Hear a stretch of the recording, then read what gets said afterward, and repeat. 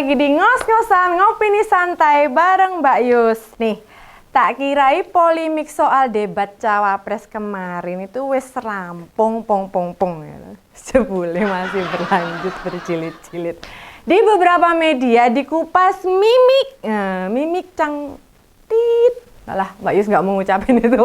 Mimik mulut Mas Emil Dardak saat closing statement persis seperti yang dikatakan si Samsul. Podo. Nggak percaya? Lihat ya, yang di samping sini videonya. Oke? Semua masalah ini adalah tantangan zaman now. Membutuhkan solusi zaman now. Semua masalah ini adalah tantangan zaman now. Membutuhkan solusi. Gimana ngoser ngelihat video tadi itu? Bagi yang belum jelas, puter lagi baleni. Memang sih rekamannya pendek, tapi kalau mau diperhatikan, di akhir kalimat yang Mbak Yus tirukan tadi, ada suara perempuan nyebut cut gitu. Siapa lagi ya itu ya? Bagi para ngoser yang tahu, komentar ya di situ ya. Kasih tahu Mbak Yus juga penasaran. Dan itu mungkin saya ngerekam juga nggak ngira, nek ternyata Mas ganteng Emil Dardak ini menirukan apa yang bakal disampaikan sama Mas Samsul Blimbing Sayur. Kayaknya yang terekam itu waktu closing statement sih. Mbak Yus malah pengen tahu kalau pas rekaman sesi pembuka ada nggak ya kira-kira gitu loh. Masalahnya kan semua kameramen media itu pasti menyorotnya ke kandidat aja, nggak ke kelompok pendukung belakang-belakang itu enggak gitu. Kalaupun ada paling cuma sepersekian detik dan itu pun juga nggak jelas gitu loh. Kok yang dilala yang ini ketangkep gitu loh. Hebat Mas kameramen. Siapa lain yang nangkep Mbak Yus juga nggak tahu. Mungkin nggak kepikiran juga, nggak ada yang nyangka. Bila di barisan pendukung ada yang niru-niru gitu.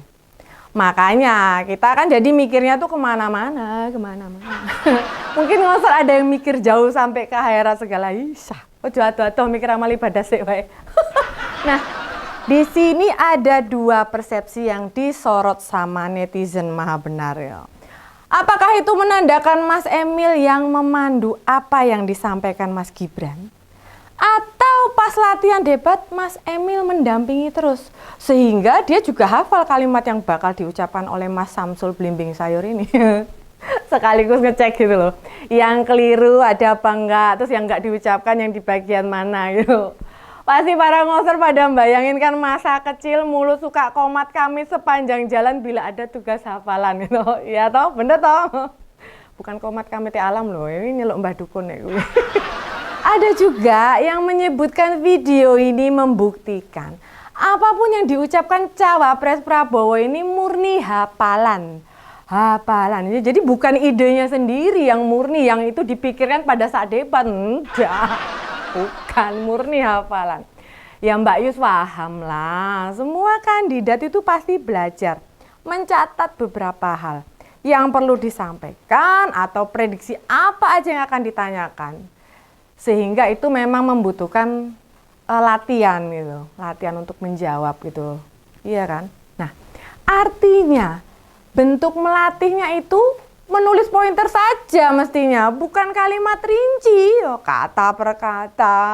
Dan pengucapannya tergantung jenis pertanyaannya waktu debat bagaimana gitu loh. Ini berbeda dengan yang disampaikan si Samsul Blimbing Sayur. Coba cek aja. Beberapa akademisi atau pengamat independen, mereka menilai bila ucapan yang disampaikan itu adalah hasil dari latihan. Latihan menghafal. Ini terlihat dari beberapa jawaban yang disampaikan Gibran ya kan, beberapa di antaranya kan nggak nyambung. Wes ora nyambung babar belas dengan pertanyaan yang diajukan. Contoh, waktu ditanya sama Caimin, bagaimana agar warga desa tidak meninggalkan desanya dan bisa membangun desa itu? Lah kok malah Samsul malah cerita tentang sebuah desa di Mojokerto atau di manalah itu yang bisa menimbulkan sense of belonging warga desa. Lah wong ya justru itu aja nih yang ditakut itu bagaimana menciptakan sense of belonging itu loh. So Samsul Blimbing Sayur, jangan gemes aku. Wes. Jadi apa yang keluar dari mulutnya si Samsul itu semacam template gitu. Jika isu desa yang muncul, dia harus mengupas apa, ya kan? Bila soalnya agraria, maka yang disampaikan mengenai apa? Nah, nek bila lawan bicaranya nanya pangan, dia mesti ngejawab apa? Gimana? Nah, kebetulan waktu closing statement, masih itulah, masih bener nggak bingung, Blimbing Sayuri sedang pakai jaket anime Naruto. Pasti tahu dong para ngoser. Dan beberapa netizen bilang, bagian leher jaket yang tinggi itu diselipkan mic feeder. Ya semacam alat komunikasi lah gitu loh. Jadinya seuzon tanpa batas.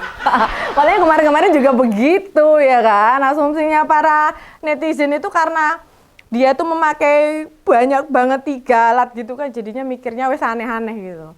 Bayangkan saja ngoser yang budiman.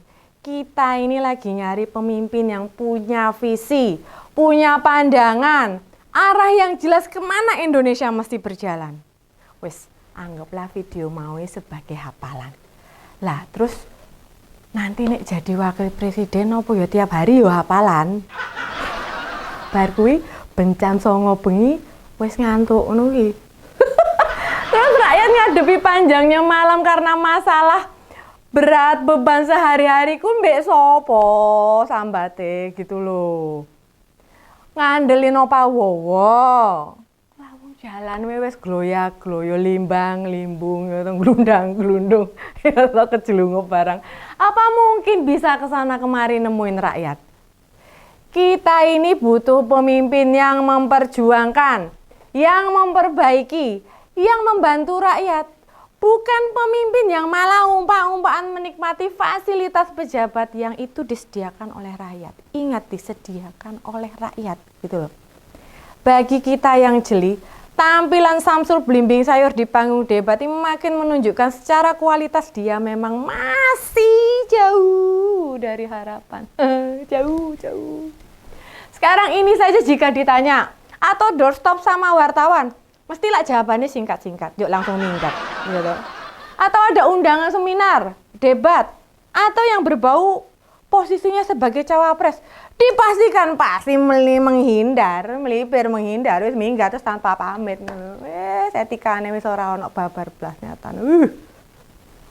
Jadi, sejak dicawapreskan, si Samsul Blimbing Sayur ini belum pernah jadi narasumber di panggung-panggung yang isinya bukan pendukung dia. Ya maksudnya dia sendirian, nggak ada siapa di situ.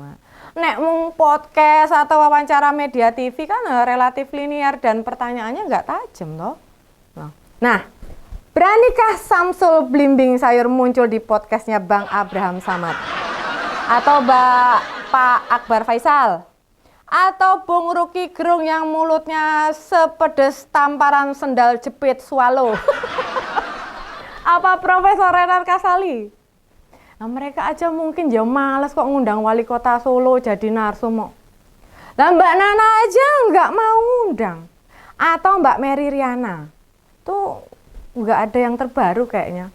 Adanya tuh waktu awal-awal mulai dia naik daun saat nyalon jadi wali kota. Nih, para ngoser, Mbak Yusi dapat cerita banyak tentang perilaku si wali kota ini.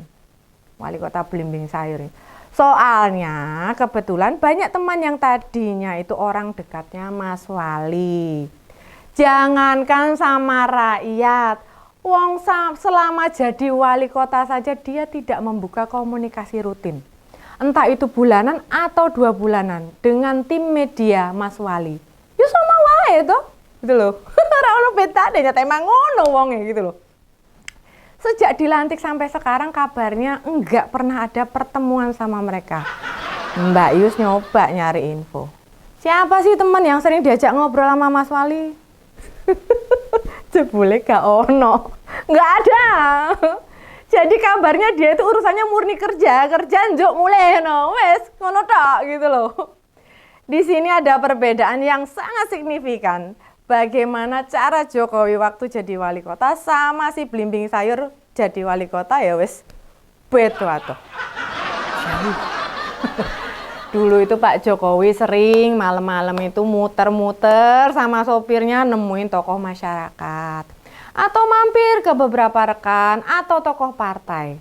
Nah, di sana mereka ngobrol tentang apa aja. Makanya kehidupan politik Solo zaman Pak Jokowi sama zaman si Samsul ini beda jauh.